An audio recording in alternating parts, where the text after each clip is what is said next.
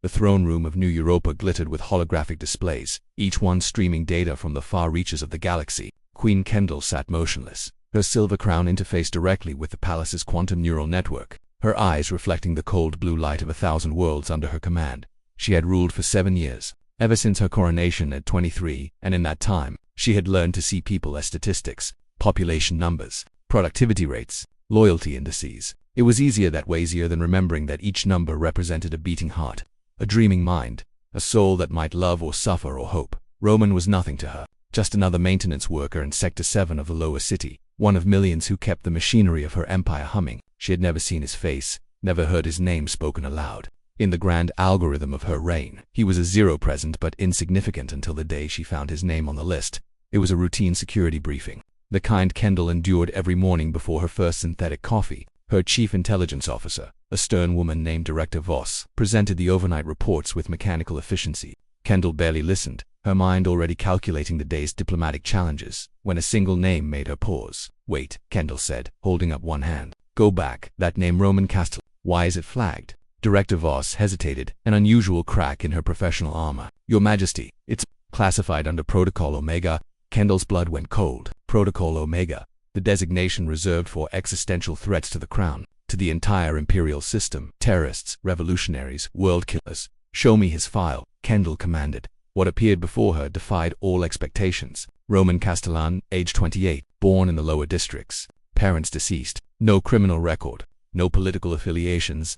No red flags of any kind except for one impossible detail. Buried in his genetic profile, he carried the catalyst sequence. Kendall's breath caught. The catalyst sequence was a myth, a legend whispered among the royal bloodlines. According to ancient texts predating the Star Empire, individuals bearing this genetic marker possessed a latent ability to rewrite reality itself, not through technology or telekinesis, but through a force the old world had called narrative resonance. They could change the story of the universe simply by believing a different ending was possible. The royal family had spent centuries hunting down and eliminating anyone with even a trace of the sequence. Kendall herself had signed execution orders for 3 suspected carriers during her reign, never questioning the necessity. Such power couldn't be allowed to exist outside the throne's control. But Roman had somehow slipped through every screening, every genetic census. He'd been invisible his entire life. "Where is he now?" Kendall asked. "Sector 7, sublevel 93. He's scheduled for extraction and termination at 0800 hours. Director Voss checked her chrono. 20 minutes from now. Kendall should have nodded, should have let the machine of state security grind forward. But something stopped her curiosity. She couldn't name a whisper in her mind that sounded almost like fear. "Cancel the extraction," she said quietly, "Your Majesty. I said cancel it. I want to see him first, personally." Director Voss's expression suggested Kendall had just announced plans to juggle antimatter, but she bowed stiffly. "As you wish, Your Majesty." Sublevel 93 smelled of ozone and recycled air. Kendall had disabled her security detail. This meeting would be off the record. Outside the algorithmic surveillance that tracked every moment of her existence, she wore simple clothes borrowed from a servant, her crown left behind for the first time in years. Roman was exactly where the files said he'd be, in a maintenance shaft, rewiring a failing power conduit. He didn't notice her approach, too focused on his work, his hands moving with practiced precision. He was unremarkable in every way. Average height, brown hair, olive skin smudged with grease. "Nothing special," Roman Castellan, Kendall said.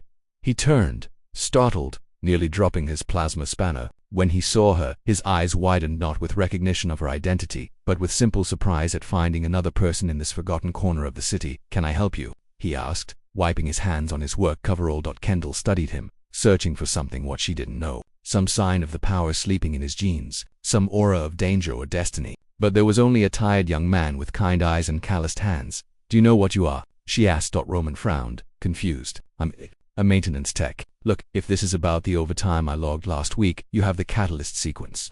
The words hung between them like a suspended blade. Roman stared at her, incomprehension giving way to something that might have been fear. "I don't know what that means," he said slowly. "It means you can change reality. It means you're the most dangerous person in the galaxy. It means I should have you killed before you even understand what you're capable of." Roman took a step back, his hand moving instinctively toward the plasma spanner. "Not a weapon, just comfort in something familiar." "Who are you?" Kendall pulled back her hood, letting him see her face fully for the first time. Recognition dawned slowly. He'd seen her image on public broadcasts, on propaganda posters, in the mandatory loyalty pledges everyone recited at work. "You're the queen and you're supposed to be dead in 15 minutes, Kendall said. "But I stopped the kill order." "Do you know why?" Roman shook his head, speechless. Because I realized something when I saw your name on that list, Kendall continued, taking a step closer. I've spent 7 years making decisions based on data, on algorithms, on cold calculation. I've ordered deaths, crushed rebellions, sacrificed millions for the stability of billions, and I told myself it made me strong, necessary, a good ruler. Her voice cracked slightly. But seeing your name, this one person I was about to erase without a second thought, I realized I'd become exactly what I swore I'd never be, a machine wearing a crown. And if I kill you just because you might be dangerous, because you don't fit into my perfectly ordered universe, then what does that make me? Roman studied her face, seeing past the royal bearing to the uncertainty beneath it. What happens now? He asked quietly. Kendall smiled a real smile. The first in years. I don't know, and that terrifies me. But maybe that's the point. Maybe the most dangerous thing in the universe isn't someone who can change reality. Maybe it's someone who refuses to see people as anything more than numbers on a list. She extended her hand. My name is Kendall, and I'd like to know who you really are, not what the files say, not what your genetics might mean. Just you. Roman hesitated, then took her hand. His grip was warm, solid, real. I'm Roman, he said, and I fix things that are broken. Kendall laughed, a sound that surprised them both. Then perhaps you can help me, she said, because I think I've broken something very important. I think I've forgotten how to see the people I'm supposed to serve. In that forgotten maintenance shaft, beneath 93 levels of steel and stone and the weight of an empire, a queen and a nobody stood together. Above them, algorithms continued calculating, machines continued humming, and the vast machinery of state ground forward. But in that moment, Kendall made a choice that no database could predict. She chose to see Roman not as a threat or a statistic, but as a human being, and in doing so, she changed the only reality that truly mattered, her own. The revolution that followed would be quiet, invisible to most, but it would reshape an empire nonetheless, one genuine connection at a time. Because sometimes, the most powerful force in the universe isn't the ability to rewrite reality, it's the courage to see it clearly in the first place.